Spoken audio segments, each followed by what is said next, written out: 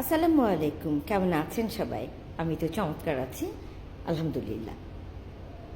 এই সফলতা, আপনারা সবাই টিকটক করেন আর বলেন যে আমাকে সাপোর্ট করেন, কেউ ইউটিউবে বলেন যে আমাকে সাবস্ক্রাইব করে দেন। হ্যাঁ, বলতে হয়, আমি এটা মানি।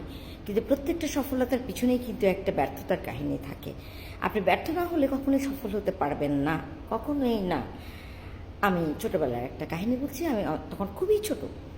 আমার নানা ভাই বলেছে, আমার নানা ভাই এখন নেই পৃথিবীতে, বলেছে যে কখনো কোনো কিছু চাইতে হলে সেটা মন থেকে, আত্মার থেকে গভীরভাবে চাইতে হয়, তাহলে সেখানে সফলতা অর্জন করা যায়। আমি সেই কথাটা মনে ধারণ করে রেখেছি। ইভেন আমার কোনো কিছু যদি খুব খেতে ইচ্ছে হয়, তাও আমি মনে মনেই রাখি, যে পর্যন্ত সেই ইচ্ছেটা পূরণ না হয়। তাই আপনারা সফলতা তখনই অর্জন করতে পারবেন যখন সফলতার পুরো মজাটা পাওয়ার আগ পর্যন্ত সেটাকে ধরে রাখার চেষ্টা না করবেন। আজকে এলেন, কালকে সফলতা ইম্পসিবল।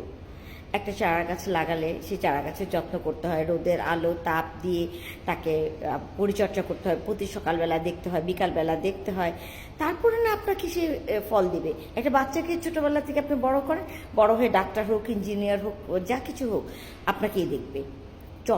চর্চার কোনো বিকল্প নেই। এটা আপনি যে কোনো ব্যাপার, শারীরিক চর্চা, মানসিক চর্চা, মনের চর্চা, মাথার চর্চা, ব্রেনের চর্চা, সব কিছুর চর্চা। Practice makes a man perfect.